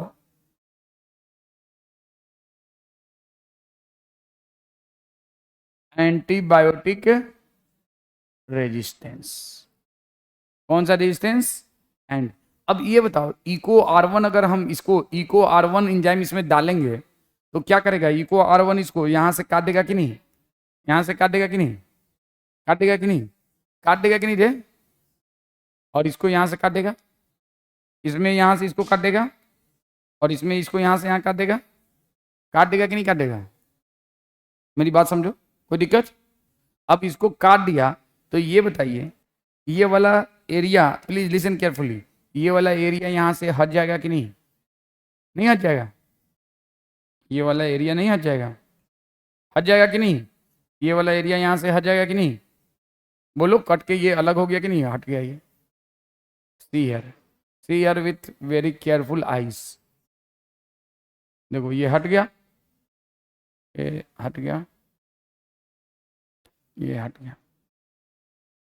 अब बताओ कोई दिक्कत? हट गया? ये हो गया कि नहीं? समझ में आया कि नहीं आया? अगर हम इसको इको R1 के साथ इस प्लाज्मिड को डाल देंगे, इस प्लाज्मिड के साथ इको R1 डाल देंगे तो ये एरिया हट जाएगा कि नहीं भाई? बोलो, हट जाएगा कि नहीं? एकदम जरूर हटेगा। ये एरिया आपका हट गया, ये एरिया पूरी तरह से क्लियर हो गया। क्यों? क्योंकि इसको इसने काट के हटा दिया। किसने? Eco R1। अब देखो, अब इसको भी हम किसके साथ इस्तेमाल करेंगे? इको R1 किसके साथ इस्तेमाल करेंगे? तो इको R1 इसमें कहां पे काटेगा? यहां पे काटेगा और यहां पे काटेगा। नहीं काटेगा कि नहीं? और जब ये काटेगा तो अब इमेजिन करो ये खुल जाएगा। ये हटेगा नहीं, इसमें कोई 2 पार्ट होगा, इसमें तो कोई पार्ट हटेगा। 2 ओवर इसका ये वाला स्ट्रिंग और ये वाला स्ट्रिंग, ये बीच से ये भी टूट जाएगा क्योंकि hydrogen bond is a very weak bond, तो ये टूट जाएगा बॉन्ड। और हमारे पास ये इंड अपीयर हो जाएगा, 2 इंड, एक इंड में। अब इसको अगर आप, मैं प्लीज बिना समझे हम कुछ नहीं कर सकते इस चैप्टर में, ठीक है ना। इसको अगर हम खोल दें, अगर खोल दें तो आपको ऐसा दिखेगा, एक तरफ गुलाबी ज्यादा, अगर मान लो इसको इधर गुलाबी ज्यादा और ऊपर में ऑरेंज ज्यादा है कि नहीं? ऊपर में ऑरेंज ज्यादा और नीचे में गुलाबी ज्यादा। ऐसे हो जाएगा कि नहीं? अगर इसको हम खोल दें ऐसा होगा कि नहीं? इमेजिन करो, जस्ट इमेजिन, खोल इसको हम स्टेट कर दें, ऐसा हो जाएगा कि नहीं? और बीच में ये आपस में यहाँ पे हाइड्रोजन बॉन्ड्स हैं, वो रहेंगे, वो रहेंगे। यो यहाँ भी हाइड्रोजन बॉन्ड्स हैं, मल्टीपल हाइड्रोजन बॉन्ड्स, वो यहाँ भी रहेंगे, हाइड्रोजन बॉन्ड्स हैं वो रहेंगे, लेकिन वहां वाला हाइड्रोजन बॉन्ड टूट जाएगा। अब बताओ ऑरेंज पे क्या क्या है, ऑरेंज पे क्या क्या है, तो AATTC है ना, और ऑरेंज पे की सॉरी पिंक पे क्या क्या है, A, अरे यहाँ पे है ना, इधर से AATTC, और किस पे, पिंक पे, और ऑरेंज पे क्या है, बोलो बोल रहे, ऑरेंज पे यहाँ पे क्या है, AATTC, नहीं उधर से ना होगा, सॉरी फॉर दैट, इधर से होगा।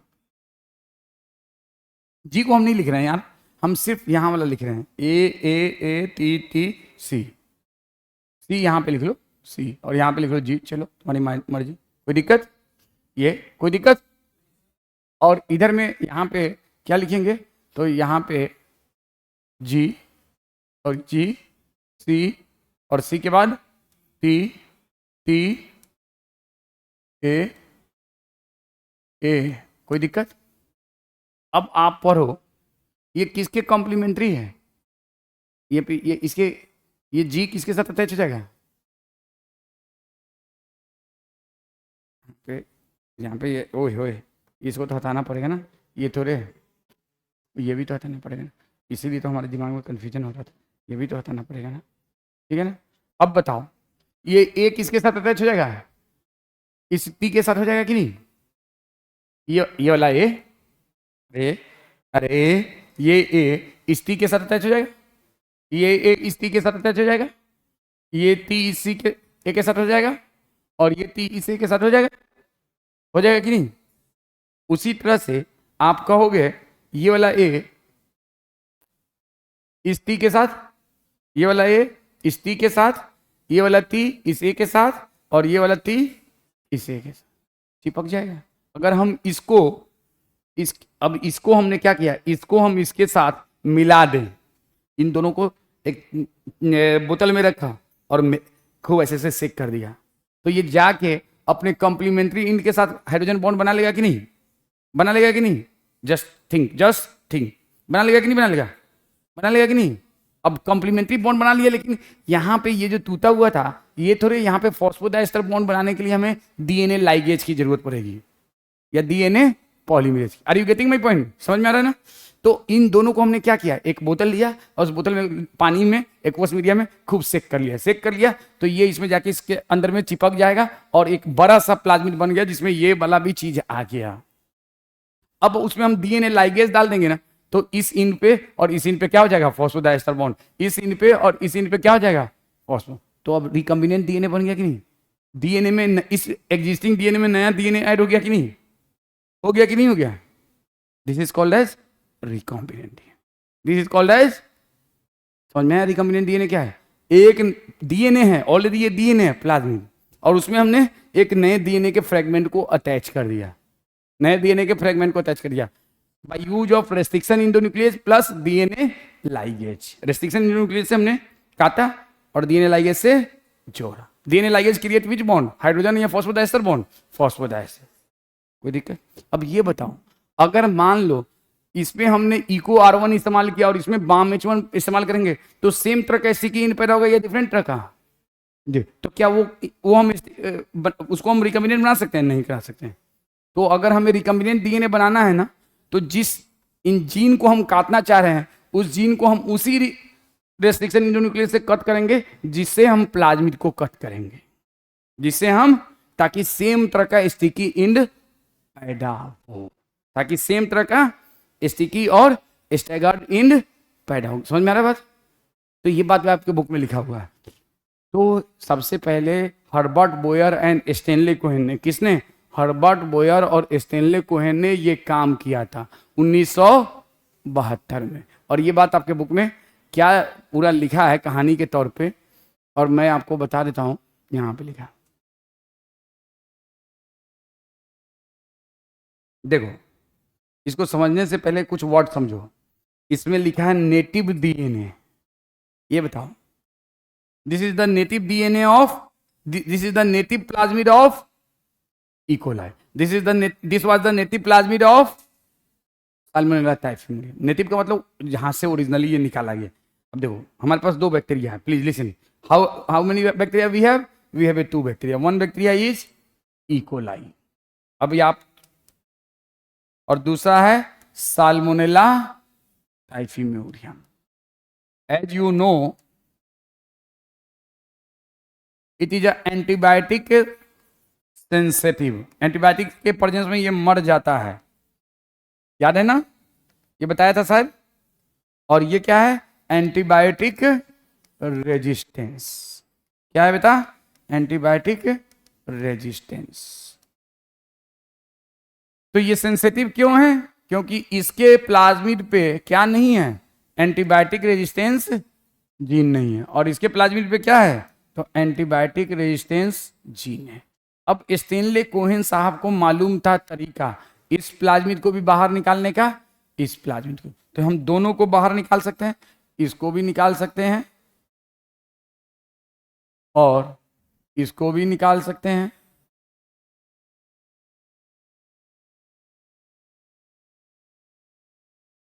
इसको भी, अब दोनों को हमने स्टेनले कोहेन के टेक्निक से निकाल लिया। फिर रेस्ट्रिक्शन इंडोन्यूक्लियेज यूज किया दोनों के लिए, इको R1, और इसमें से इसको काट लिया और इसको भी काट लिया, सेम तरह का स्टिकी इन पैदा किया। उसके बाद डीएनए लाइगेज से दोनों को जोड़ दिया, तो हमारे पास कौन सा डीएनए बन गया? Recombinant DNA. कौन सा डीएनए बन गया?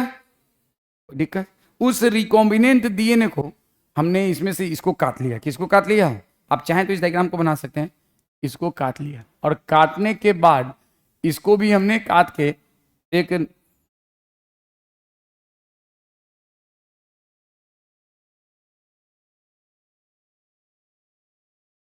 एक डीएनए बनाया, जिसमें हमने क्या किया? वो वाला अटैच कर दिया। अब ये कौन सा डीएनए हो गया? Recombinant DNA. कौन सा डीएनए भाई? वो वाला नहीं है। अब इसको हमें दूसरा कलर बना लेना चाहिए था, sorry for that, it should B of another colour, ताकि आपको कंफ्यूजन नहीं हो। तो ये कौन सा डीएनए हो गया? Recombinant DNA. कोई दिक्कत बोलो? अब इस रिकॉम्बिनेंट डीएनए को हमने क्या किया? वापस इसी बैक्टीरिया, ये तो निकल चुका है बाहर, ये भी निकल चुका है बाहर, हमने इसमें नहीं, इस रिकॉम्बिनेंट डीएनए को कोहेन के टेक्निक से वापस इसी बैक्टीरिया में डाल लिया। अब ये इकोलाई एंटीबायोटिक सेंसिटिव रहेगा कि एंटीबायोटिक रेजिस्टेंस हो जाएगा? रेजिस्टेंस हो जाएगा, सेंसिटिव रहेगा। और अब इसमें नया नया गुण आ गया। कौन सा गुण? Become antibiotic resistance. तो हम इस इकोलाई को क्या कहेंगे? It is now genetically modified. तो this E coli is called as genetically modified organism, and by this way construction of first recombinant DNA happened। तो बताओ, अगर प्लाज्मिड को निकालने घुसाने का टेक्निक नहीं मालूम होता तो क्या रिकॉम्बिनेंट डीएनए बन पाता? क्या अगर रेस्ट्रिक्शन इंडोन्यूक्लियेज की प्रॉपर्टी नहीं मालूम होती तो क्या रिकॉम्बिनेंट डीएनए बन पाता? क्या डीएनए लाइगेज नहीं होता तो क्या रिकॉम्बिनेंट डीएनए बन पाता? तो 3 चीजें काफी जरूरी है। लेकिन डीएनए लाइगेज तो बहुत दिन से था, लेकिन जब तक स्टिकी इन नहीं होता तब तक रिकॉम्बिनेंट डीएनए बनाना बहुत मुश्किल था। इसीलिए कहा जाता है कि discovery of plasmid and discovery of restriction in led the opening of making recombinant DNA. और इस काम को सबसे पहले लेबोरेटरी में किसने किया? मिस्टर बोयर एंड कोहेन ने। कब किया? 1972। और उसी के बारे में यहाँ पे पूरा लिखा है एनसीईआरटी के बुक में।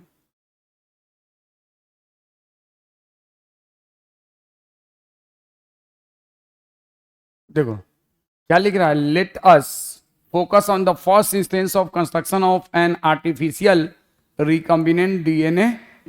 The construction of first recombinant DNA emerge from the possibility of linking a gene encoding antibiotic resistance with a native plasmid of salmonella typhimurium. अब ये लैंग्वेज बड़ा परेशान करता है। कहां से? साल्मोनेला टाइफीमुरियम के नेटिव प्लाज्मिड से हमने क्या निकाला? Antibiotic resistance gene. और इसको किसके साथ अटैच किया? ई कोलाई के प्लाज्मिड के साथ। वो बात आगे लिखा है, बीच में ये प्लाज्मिड के बगल में लिखा है autonomously replicating circular extra chromosomal DNA. इस बात को समझने में तो मुझे नहीं लगता कोई दिक्कत। Stanley Cohen accomplish in by isolating antibiotic resistance gene by cutting out a piece of DNA from plasmid which was responsible for conferring antibiotic resistance gene. The cutting of DNA at a become possible with the discovery of so-called molecular seizure receive the cut piece DNA was then linked with the plasmid DNA. This act as a this plasmid. कौन सा plasmid? ये वाला, इसमें हम attach करते हैं। अरे भाई इसको हम कौन सा कहेंगे? ये प्लाज्मिड जो है ना act as a vector. Vector का मतलब यार याद करो, आपने ह्यूमन हेल्थ एंड डिजीज पढ़ा है, वहां पे वेक्टर मतलब क्या होता है? जो पैथोजेन को अपने साथ ले जाए और साथ में उसके अंदर उसको होस्ट के जैसे लाइफ भी प्रोवाइड करे, उसके अंदर उसका रिप्रोडक्शन भी हो। याद करो वेक्टर, वेक्टर। तो ये वेक्टर के जैसे ये क्या कर रहा है? इस जीन को इसमें लेके आ रहा है कि नहीं? तो ये उसके लिए एज ए वेक्टर वर्क कर रहा है। कैरियर, अभी कैरियर वर्क कर रहा है। अब उसके बाद प्लीज, अब इस बैक्टीरिया को हमने क्या बना लिया है? Genetically modified bacteria. अब ये बैक्टीरिया डिवाइड होगा ना, तो जितने भी बैक्टीरिया बनेंगे ना उन सब में ये एंटीबायोटिक रेजिस्टेंस जीन होगा। तो ये खाली कैरी करके नहीं ला रहा है, it is not only carrier but also work as a provide the life expansion. इसलिए इसको हम क्या कहते हैं? This plasmid act as a vector. कौन सा? इकोलाई का या सल्मोनेला टाइफिमुडियम का? इकोलाई का। तो वही बात कर रहा है, this plasmid DNA act as a vector to transfer piece of DNA attach to it. अब उस बात को this plasmid act as a vector to transfer the piece attach to it. अब देखो उसी वेक्टर को समझाने के लिए वो कहानी वही मच्छर वाला बताया है, ठीक है ना, होस्ट ऑर्गेनिज्म में। The linking of antibiotic resistance with the plasmid vector become possible with the enzyme. देखो आगे लिखता है किसकी वजह से वो लिंकिंग पॉसिबल हुआ? DNA ligase. और डीएनए लाइगेज ने कौन सा बॉन्ड बनाया? फॉस्फोडाइएस्टर या हाइड्रोजन बॉन्ड। और हाइड्रोजन बॉन्ड तो अपने आप बन जाएगा, जैसे सामने सामने आएगा बन जाएगा। वो टूटता बनता रहता है, आपने पढ़ा होगा। हाइड्रोजन बॉन्ड तो एक्वस मीडिया में टूटता बनता रहता है। तो डीएनए लाइगेज क्या बनाएगा? फॉस्फो। तो ये लिंकिंग क्यों पॉसिबल हुआ? तो this linking possible only because of DNA which act on cut DNA and join the therein. This make a new combination circular DNA created in vitro and is known as a recombinant DNA. When this DNA is transferred into the a bacterium closely related to Salmonella. अब क्यों closely related है वो बात हम अलग बताएंगे, क्यों ये वर्ड इस्तेमाल किया है। It could replicate using the new host DNA polygen making multiple copies. कोई दिक्कत? कोई दिक्कत? Anyone? डीएनए पॉलीमरेज तो पढ़े होगे ना भाई, रेप्लिकेशन के लिए डीएनए पॉलीमरेज की जरूरत होती है। अब इसके आगे का बात, अब देखो यहाँ पे क्यों ये बात इस्तेमाल किया, क्लोजली रिलेटेड टू साल्मोनेला। ये मत सोचो कहीं किसी भी बैक्टीरिया का प्लाज्मिड किसी भी बैक्टीरिया के प्लाज्मिड में डाल देंगे, किसी भी बैक्टीरिया में डाल देंगे। जैसे हमने क्या किया, प्लीज इसके जीन को हमने इस प्लाज्मिड में डाला, तो जब ये डिवाइड करेगा तो इसका जीन भी डिवाइड करेगा। लेकिन अगर मान लो कोई दूसरा बैक्टीरिया है XYZ, कोई और बैक्टीरिया, और उसका जीन अगर मान लो हम डाल भी देंगे ना, तो शायद ये इसमें मल्टीप्लाई नहीं कर पाएगा। क्यों? तो एक टर्म होता है कॉम्पैटिबिलिटी, एक टर्म होता है, और closely related bacteria are compatible and in that case they can carry and they can replicate there. तो ये अगर क्लोजली रिलेटेड बैक्टीरिया होगा तभी ये काम पॉसिबल है, इसीलिए लिखा है क्लोजली रिलेटेड। अब बताओ हमने क्या किया, प्लीज लिसन। हमने एक साल्मोनेला टाइफिमुडियम लिया, उससे एंटीबायोटिक रेजिस्टेंस जीन एक का था, उसका उस एंटीबायोटिक रेजिस्टेंस जीन को हमने नेटिव प्लाज्मिड ऑफ इकोलाई के अंदर डाला, उसके बाद वापस इसको इकोलाई में डाल लिया। अब इस इकोलाई को हमने 10 घंटे तक डिवाइड होने दिया। कितने घंटे तक? और 20 मिनट में इकोलाई डिवाइड होता है। कितना मिनट में डिवाइड होता है? तो 10 मिनट में इसके कितना, 10 घंटे में कितना नंबर बनेंगे बताओ, कैलकुलेट करो। एवरी 20 मिनट में डिवाइड दो बन जाता है, तो 10 घंटे में कितना नंबर बन जाएंगे इसके? 20 मिनट में डिवाइड करता है, 20 मिनट में। तो 1 घंटे में 20 मिनट के बाद ये कितना कॉपी हो जाएगा? आफ्टर 20 मिनट 1 से 2, फिर अगले 20 मिनट में 4, उसके बाद अगले 20 मिनट में 8। तो ये तो 1 घंटे में इसका कितना कॉपी हो गया? 8। फिर अगले 3 घंटे में कितना हो जाएगा? 16, 32, 64। 1 घंटे में 2 पर पावर 3 हो गया। 1 घंटे में 2 पर पावर 3 हो गया कि नहीं? तो 10 घंटा में कितना मिनट होगा? हर घंटे में 3, तो 1 घंटे में 2 पर पावर 3, तो 10 घंटे में हो जाएगा 2 पर पावर 30 कॉपी। 2 पर पावर 30 कॉपी हो जाएगा कि नहीं? अब मुझे नहीं मालूम, मैथमेटिक्स है, गलत भी हो सकता है। सही है ना? बिल्कुल सही, ठीक है, गुड। तो ये बताओ हमने एक जीन से कितना जीननाद बना लिया? 2 पर पावर 30 जीननाद बना लिया कि नहीं? एक जीन के कॉपी से कितना कॉपी क्रिएट कर लिया? तो इसीलिए एक टर्म इस्तेमाल होता है क्लोनिंग। हम बेसिकली उसमें डाल नहीं रहे हैं, बल्कि उसको डाल के एक तरह से उसका हम क्लोन्स बनाते हैं। क्या बनाते हैं? अब देखो ये बात फर्दर के, the ability to multiply copies of an in E coli was called cloning of antibiotic resistance in E coli. समझ में आया? क्लोनिंग क्यों कहते हैं? क्योंकि भाई अब उसके जरिए हम बहुत सारे उसके कॉपी बना सकते हैं कि नहीं। अब मान लो आप इसको एंटीबायोटिक रेजिस्टेंस जीन की जगह मान लो ये इंसुलिन प्रोड्यूसिंग जीन है। कौन सा प्रोड्यूसिंग जीन है? अब हमने एक इंसुलिन प्रोड्यूसिंग जीन लिया, अब ये एक बैक्टीरिया में कुछ इंसुलिन बनेगा। अगर हमने उस बैक्टीरिया को 10 घंटा डिवाइड होने के लिए छोड़ दिया तो कितना जीन बन जाएगा? 2^30। तो हमें बहुत सारा प्रोडक्ट मिलेगा कि नहीं मिलेगा? बहुत सारा इंसुलिन का मॉलिक्यूल मिलेगा कि नहीं मिलेगा? This is the importance. तो cloning into vector, cloning into, ये टर्म कभी कभी इस्तेमाल होता है। तो मतलब समझ में आया? तो you should and you must the ability to multiply, लिख लो एक point, the ability to multiply specific genes, not antibiotic resistance, the ability to multiply specific genes, the ability to multiply specific genes within, the ability to multiply specific genes within a specific bacteria, the ability to multiply specific genes within a specific bacteria described as cloning, described as cloning। थोड़ा सा देखो मैं क्या कर रहा हूं, अगर आप इस चैप्टर को समझना चाहते हो तो थोड़ा सा आपको बड़ा दिमाग को एकदम 100% फोकस रख के सुना। The ability to multiply specific genes within a specific bacteria oblique cell, bacteria oblique cell, oblique virus, yes, oblique bacteria oblique cell oblique virus is described as cloning.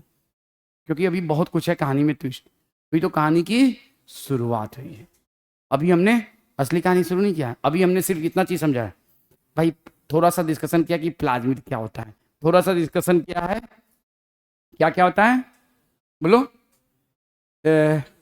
Restriction इन, थोड़ा सा construction of first DNA, और ये कब किया गया? तो 1972 में। यहां भी कहीं लिखा हुआ है, लिखा हुआ है रे, हाँ लिखा हुआ है 1972 में। तो और ये काम जो है ना, अब इसके आगे नेक्स्ट, अभी आप लोग नमाज पढ़ के आओ 15 मिनट में, उसके बाद सुनो यार, थैंक यू, बहुत जल्दी बोलते हो तुम। हाँ, इसके बाद हम लोग सबसे पहले शुरू करेंगे principle of modern biotechnology, modern biotechnology या recombinant DNA technology. It should be written recombinant not modern, लेकिन लिखा है तो हमको इसलिए मैं लिख देता हूँ ये करेंगे। चलो ठीक है।